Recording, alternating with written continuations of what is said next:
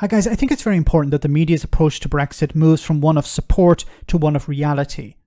The likes of the BBC for years in the run-up to and after the UK's departure continued to allow MPs and government to shift blame away from being outside the EU and single market to the likes of the pandemic and global issues. It's necessary that reality is presented to the public, of course a reality which for some has come too late in the day, but powerful voices need to speak up and give the British public the inconvenient truth. Andrew Marr here delivers this almost perfectly. Almost. And the second thing is, if we are really, really interested in growth, if we think growth is the biggest thing, we have to look again at Brexit. We have to look again at the frictions and the trade barriers, not between really big companies, they can afford to get around them, but between the small and medium-sized companies that are the backbone of British business and are trying to export to the EU. And because of the huge amount of paperwork and the changing regulations are giving up. Week by week, month by month, we are losing growth, we are losing trade with the EU, and we just cannot go on. I don't think we're ever going to go back to the EU, certainly in its current form, and the EU itself is changing very fast and probably doesn't want us back. But I do think that after one, perhaps even 2 terms of a Labour government, we will be back in the single market or something quite close to that.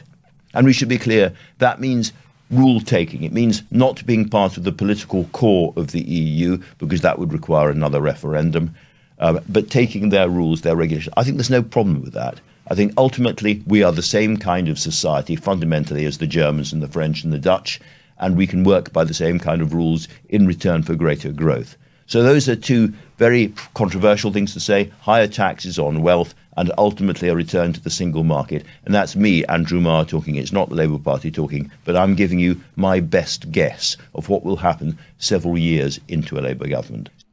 Now, I don't want to criticise Andrew Marr. He's a much better political commentator than I will ever be, but I have to disagree with him on a number of points. Now, first of all, the points that I agree with is the fact that, yes, the British are like the French, the Germans and the Dutch.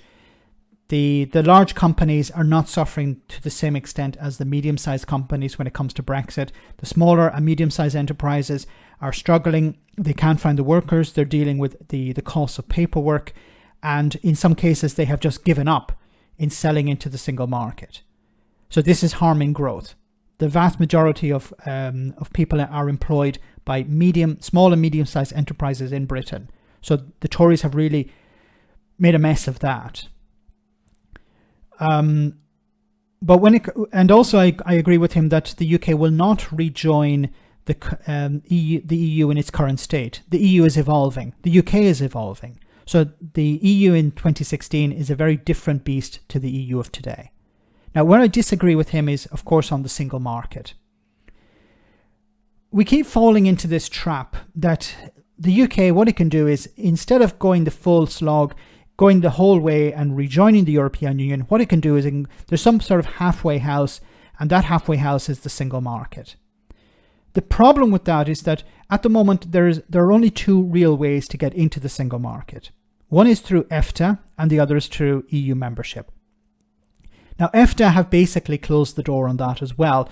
The countries of EFTA have said, look, we don't want the UK joining. It will become top heavy. You know, we're smaller economies, smaller countries. We don't want a large economy like the UK joining. They would push us about. So we don't want that. The other way is, of course, the EU membership. And as Andrew has pointed out here, it would require a referendum. Now, technically, I don't think that's necessary. It could be done through Parliament. It would probably be done through a referendum, which was a mistake in the first. I mentioned before how it shouldn't have been done through a referendum the first time. It should have been done through Parliament. Parliamentarians are paid lots of money to understand the ups and downs, the ins and outs of EU membership. It shouldn't be offloaded onto the public. In the same way, it shouldn't be offloaded onto the public about rejoining. This should be done through Parliament, and people should vote for parties based on that.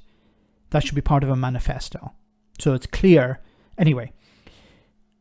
But once again, this idea that the UK can have its cake and eat it, that it can negotiate something like Switzerland.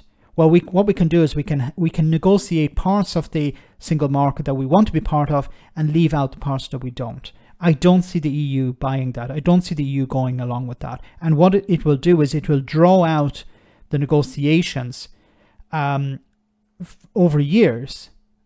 And by the time the UK actually decides, okay, actually we want to be part of the European Union, those negotiations will have wasted years on just trying to get into the single market. So any negotiation for the single market is a waste of time. It makes more sense for the UK to join the European Union, be at the decision-making table. There's no real advantage. There's absolutely no advantage for the UK economy and the British people in being part of the EU single market but not being part of the EU. It's a political decision. It's political cowardice in a sense, because it's politicians believing that the public wouldn't go that extra mile to be part of the European Union. Now, if the UK were to rejoin the European Union, or join, whichever term is correct, it would be a long and difficult process. It's not going to be the flipping of a switch. There may be countries in the European Union who would be against the idea. There may be political parties who would be against the idea. So it's not going to be something easy, but it's inevitable. It's the only way to go. And I think Andrew Marr is incorrect here to believe that the UK would be part of the single market after 2 parliaments. I think there are too many caveats required. There are too many requirements in place to achieve that. We don't know whether Keir Starmer will be still Prime Minister after 1 parliament. We don't know if he'll be Prime Minister after 6 months. We don't know what will happen to the Conservatives. Will the Conservatives move more to the right? Will they move back to the centre? Could it be the Conservatives that push for the UK to rejoin, while Keir Starmer is talking about rejoining the single market? So there are a lot of questions to be asked, a lot of questions unanswered at the moment. But I think the core thing here is that the UK is not in its interest to rejoin the single market alone. It should rejoin the EU. It makes economic sense. It makes political sense. But for some politicians, of course, that's not the case.